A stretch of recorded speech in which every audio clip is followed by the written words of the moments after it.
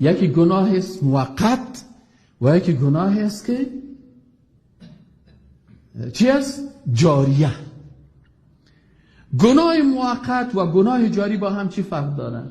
گناه موقت گناهی است که یک نفر یک گناهی را میکنه در یک فرصت در یک جای، موقتا یک گناه را کرد، شراب خورد، زنا کرد، سرقت کرد، این گناهش موقت است، جزایش مطابق گناهش داده میشه. اما یک تعداد مردم هستن که گناه از اینا جاریه هست.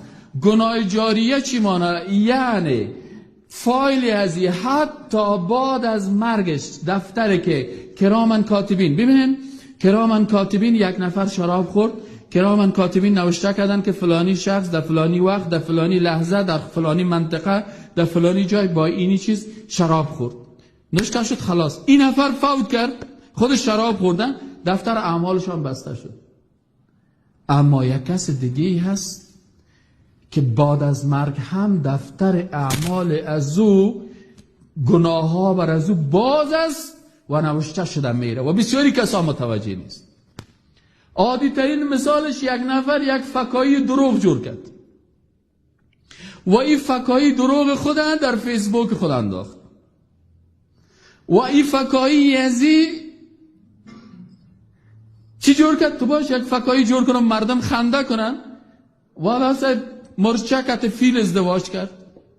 فیل وقتی که پیران برازی جور کرد که آمد که در مرچک جور نمیامد. خب مردم وقتی که سیل کنن سر حیوانات هم دروغ گفتن است و دروغ به خاطر چی میگه؟ به خاطر که مردم بخندانه و این حرام است، قطعا این حرام است، ناروا است که یک نفر یک دروغ جور میکنه فقط به خاطر از اینکه مردم بخندانه.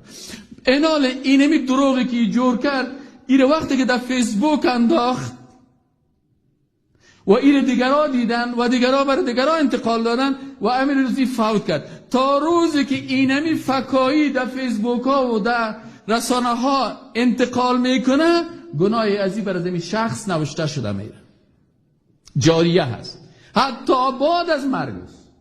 اونمو قسم که عمل صالحی انسان است، یعنی می قسم که یک نفر مسجد جور میکنه و ای خودش فوت میکنه، تا وقتی که این مسجد مردم در این نماز میخوانه یا مدرسه را تأسیس میکنه، تا وقتی که مردم در این مدرسه اطفال درس میخوانه یا مثلا کتاب برای مدرسه میخوانه، تا وقتی که از این کتاب استفاده میشه، یا پل را جور میکنه تا وقتی که مردم از این پل استفاده میکنن، یا شفاخانه جور میکنن تا وقتی که مردم از این شفاخانه استفاده میکنن، یا چای را جور میکنن تا وقتی که مردم برای از این حتی بعد از مرگ از این ثوابش نوشته میشه.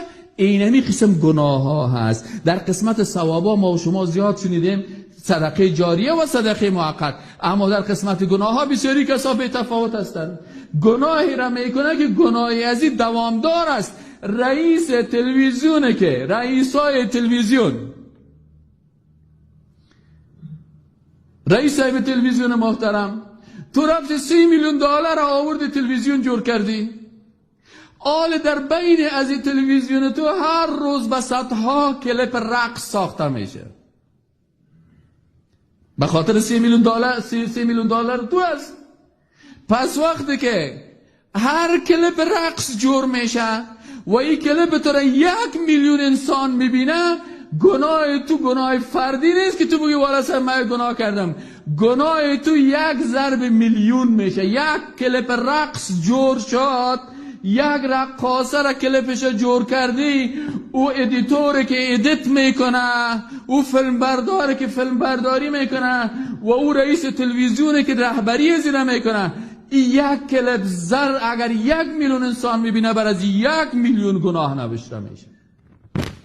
چرا 1 میلیون انسان به معصیت الله دعوت کرده. و مشکل دومت چی است؟ رئیس صاحب تلویزیون، ادیتور صاحب تلویزیون، فیلم بردار رقاصه، کامرامین رقاصه، کارمندی از اینجا که تو در اینجا کار میکنی در این جای، اینال گناهی تو گناه موقت نیست، گناه جاریه هست. گناه جاریه چی هسته؟ اینمی کلیپ جور شد و در اینمی روز یا دمی ماه یا 5 سال بعد فوت کردی، بعد از مرگ تو تا زمانی که این کلیپ رقص در دست مردم میرسه تا اونمو وقت در مقابل هر فردی که ازی میبینه نوشته شده میره.